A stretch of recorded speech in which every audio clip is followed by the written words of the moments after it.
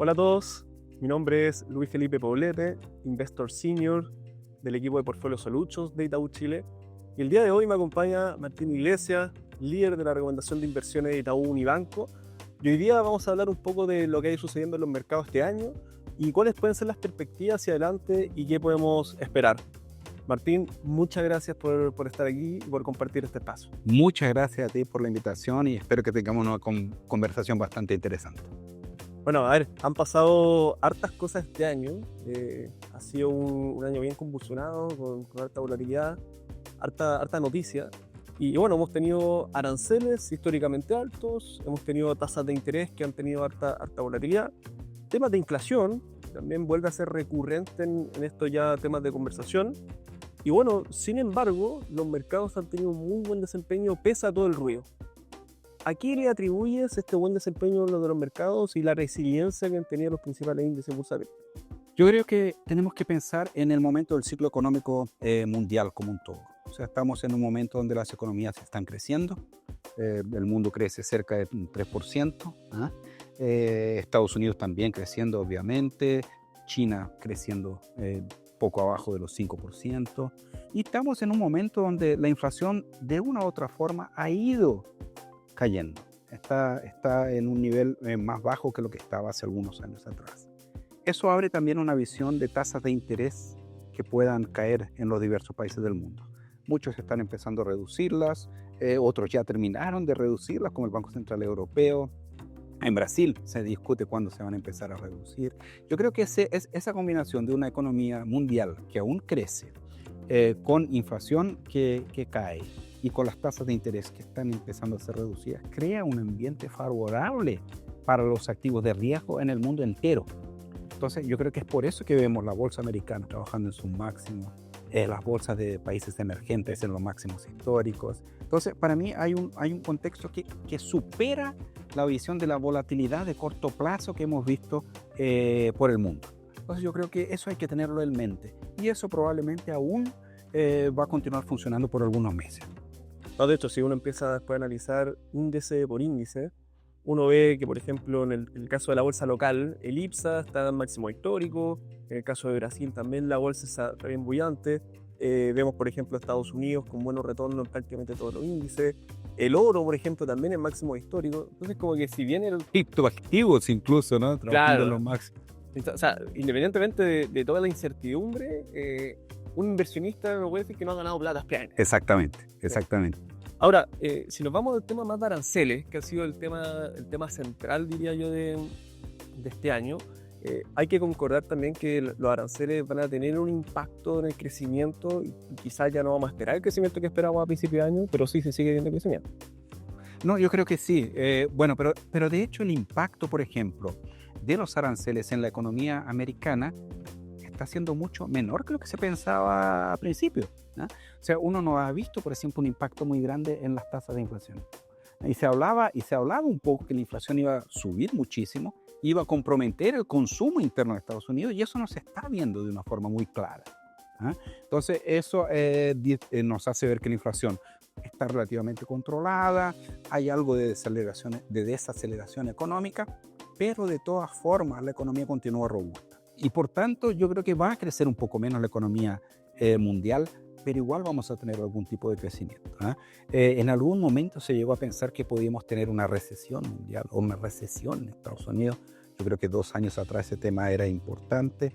La verdad es que se vio una economía americana con muchísima fuerza. Yo creo que un impulso de la nueva tecnología de inteligencia artificial que ha traído mucha riqueza y puede traer mucha productividad, un aumento de productividad de la economía americana, tiene un efecto positivo en el crecimiento, ¿eh?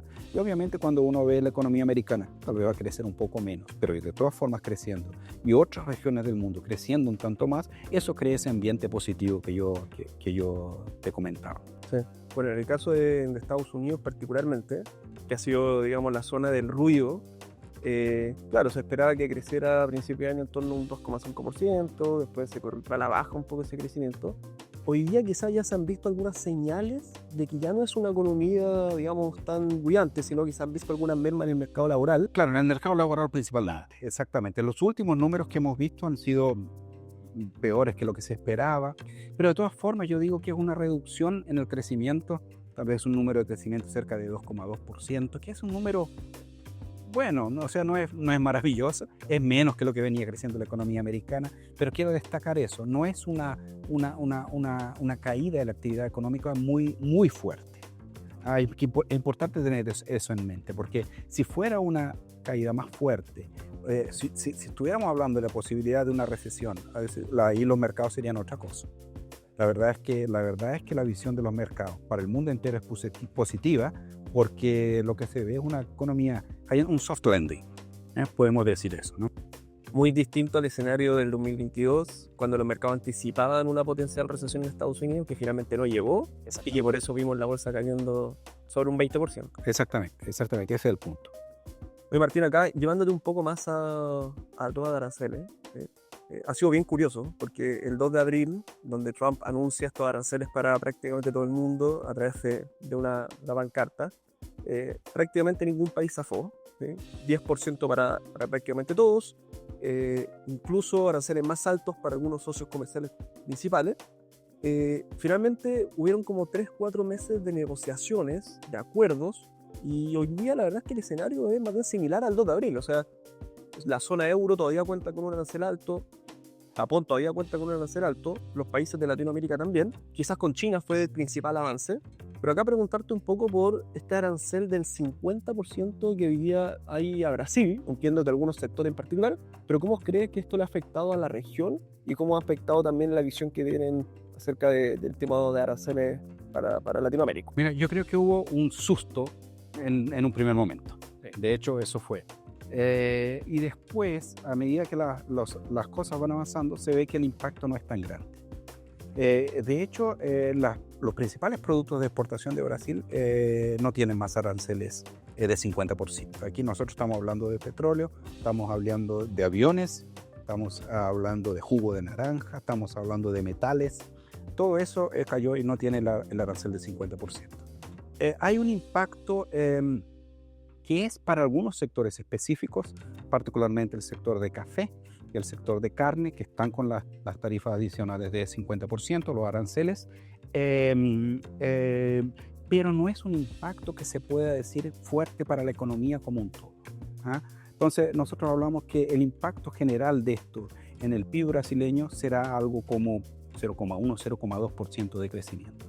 O sea, es algo con que se puede convivir, no es algo que va a generar un impacto tan fuerte. Y eso tiene algunos motivos. El primer motivo es que Brasil no es una economía que exporta tanto. Brasil exporta 18% del PIB, el mundo en promedio exporta 29% del PIB. Creo que Chile exporta más, 33-34% del PIB. Entonces, si el Brasil exporta poco y Estados Unidos no es el principal destino de las exportaciones, es China.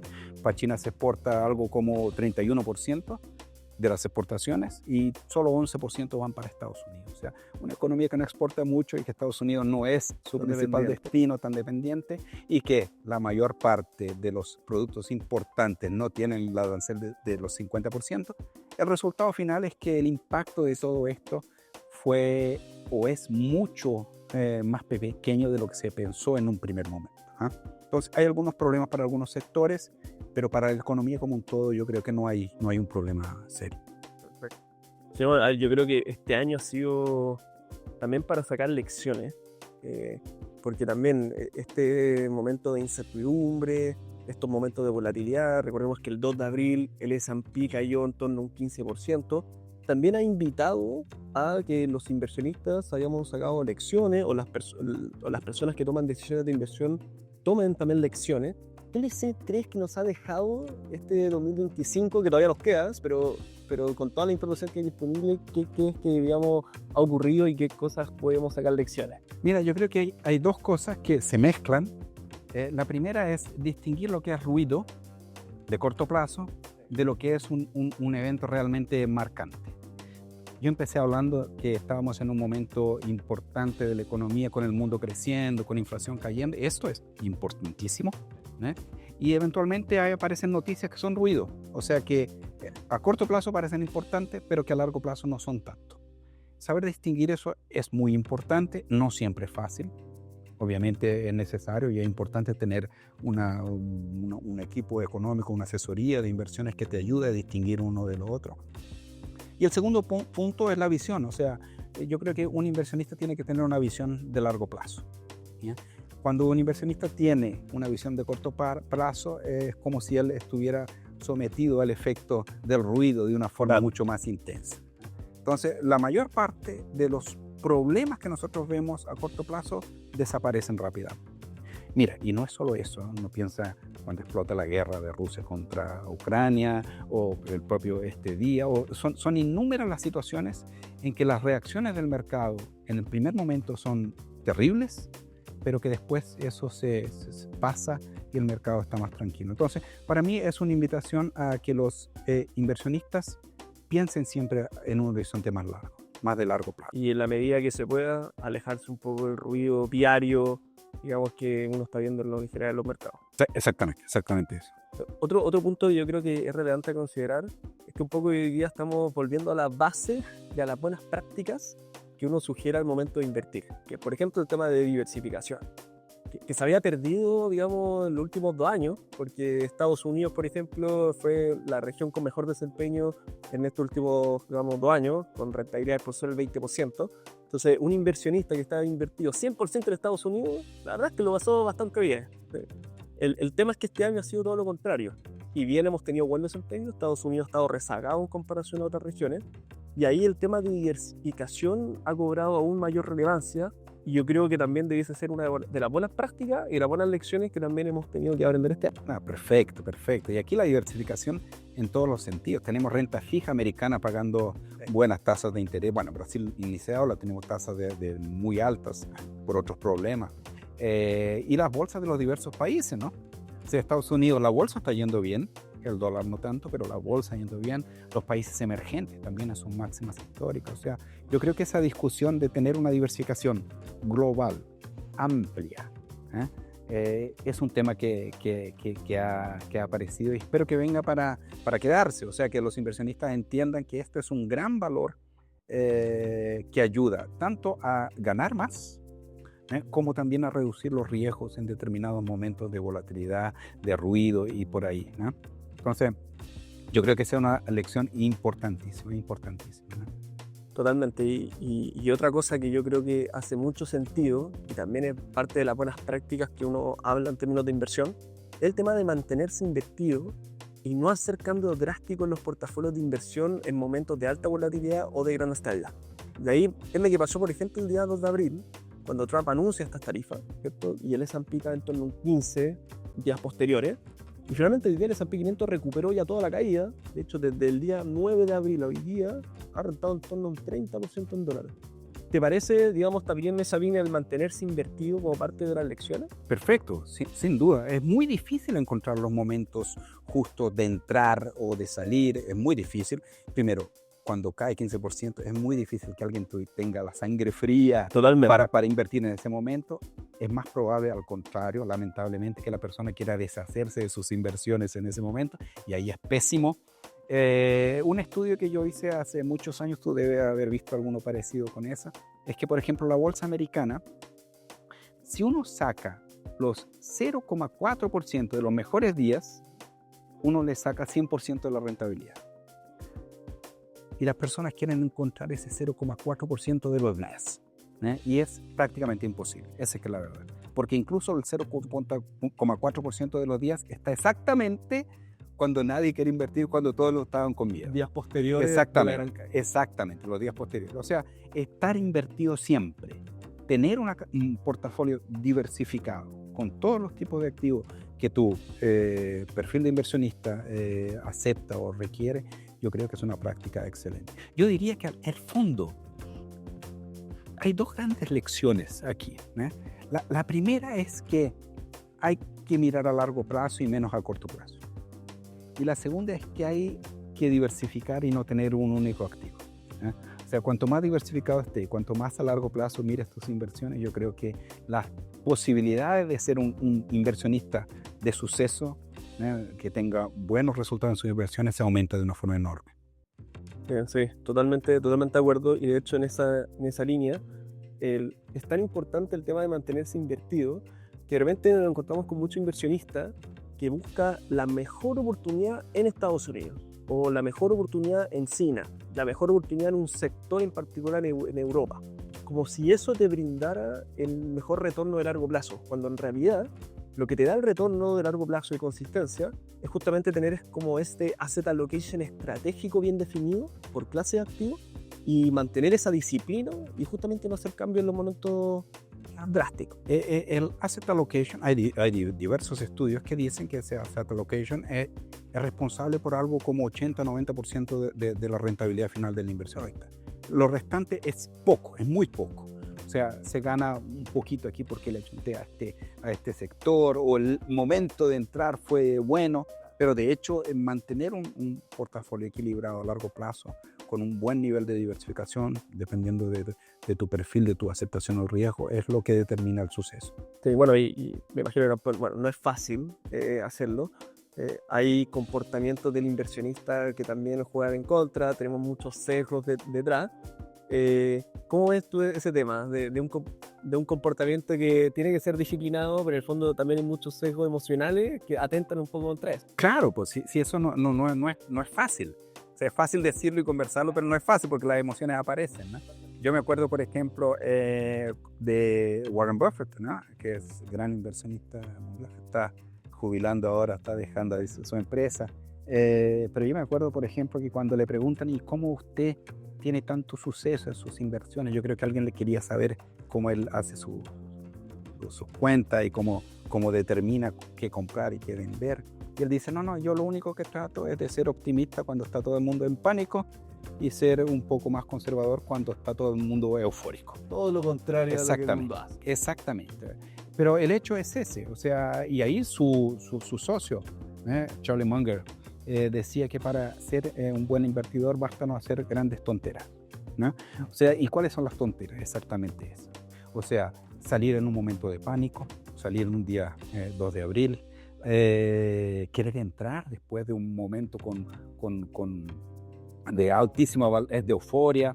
Y ahí ese es el punto. Yo creo que un asesor de inversión, alguien que ayuda a tomar buenas decisiones, una gran parte de eso se debe a alguien que te ayude a evitar esos grandes errores, esas grandes tonterías, esas grandes dificultades que son por la emoción, ¿eh? Si tú controlas tu emoción, si tú tienes visión a largo plazo, las inversiones van a ir bien, porque hay intereses compuestos, intereses sobre intereses, las empresas, las acciones generan dividendos, o sea, ser inversionista es teóricamente más fácil si tú consigues controlar tus sesgos y tus emociones. Total.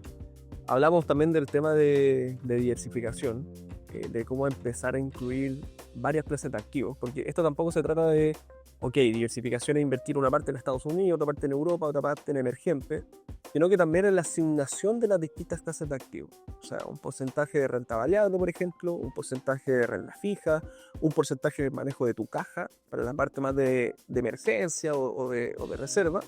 Pero también hay una parte que uno la debiese destinar también a activos no tradicionales o activos que se encuentren descorrelacionados con el mercado y que te pueden brindar quizá otras cosas. Y ahí es donde aparece el mundo de activos alternativos, que nosotros también lo hemos ido explorando harto este último año.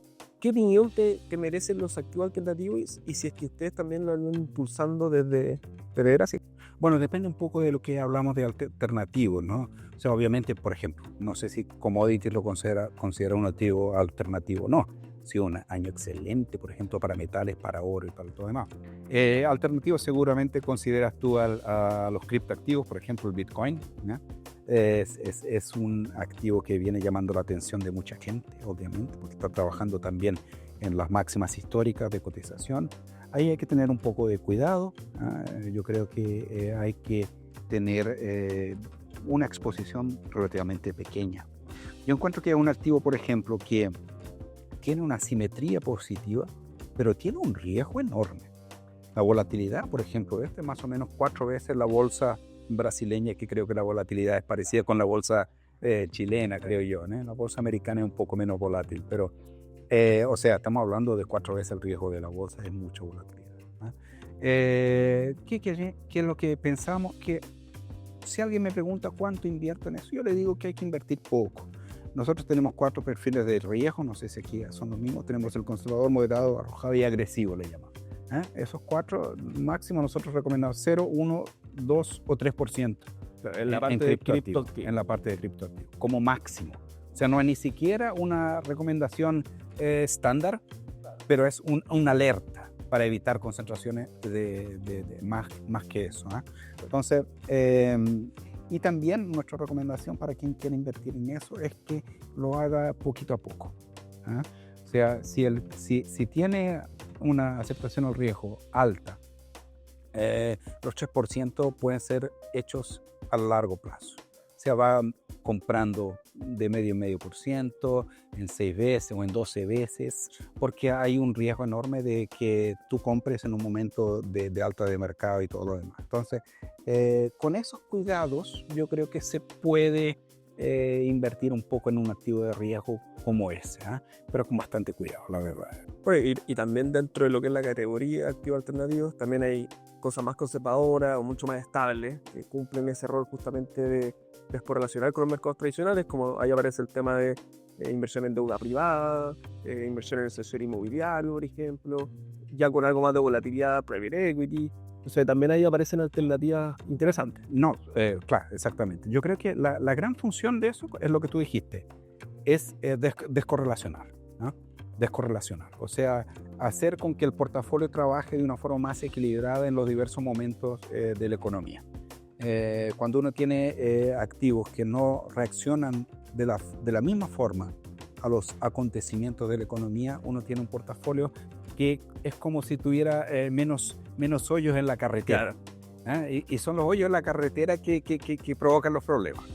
Entonces, ahí lo que pasa es que el comportamiento de un activo se compensa de alguna forma con el otro. Entonces, yo creo que eso es algo muy importante. Vale la pena pensar en ese tipo de activos. Bien. Bueno, varias lecciones. O sea, uno, alejarse del ruido, mantenerse invertido en los momentos de mayor volatilidad, apegarse al perfil de riesgo, a los objetivos de inversión y siempre mirar las inversiones con un enfoque de largo plazo, incluir estrategias distintas y complementarias como son los activos alternativos, que queda bien claro. Y acá, Martín, solamente preguntarte por, digamos, un poco para lo que queda de año y ya quizás extrapolarlo a lo que puede ser principio de 2026, ¿qué consejos o qué especie de recomendación, estrategia sugieres que se pueda implementar o qué cosas hay que tener en cuenta a la hora de continuar con este portafolio bien diversificado para el próximo mes? No, yo creo que vamos a tener unos próximos meses buenos en general, o sea, vamos a continuar este movimiento. Hay que estar obviamente atento a la economía americana un poco, a ver si continúa como se espera o si hay una desaceleración económica más fuerte. Hay que estar un poco atento a esto. Pero en general yo creo que valen la pena los activos de riesgo. Yo creo que tengo una visión positiva para los mercados emergentes, ¿no? Como un todo. La bolsa americana debe ir bien, especialmente porque estamos dentro de un momento de una nueva tecnología que es muy importante, que es disruptiva. O sea, yo creo que bolsa americana va a continuar andando bastante bien. Y se ha notado en los resultados de las compañías de ese sector. De esos sectores, pero yo creo que ahí aún hay la posibilidad de que la inteligencia artificial cree algún tipo de eficiencia en los otros sectores de la economía. Y eso creo que aún no está claro, o sea, no empezó, digamos así, ¿no? Yo creo que hay una oportunidad de tasas, inversión en tasas de interés americana. O sea, nosotros tenemos la tasa de 10 años trabajando 4.30, algo parecido con eso. La de 30 años acima de eso, cerca de 5 incluso. Son oportunidades importantes que yo creo que no se pueden dejar pasar.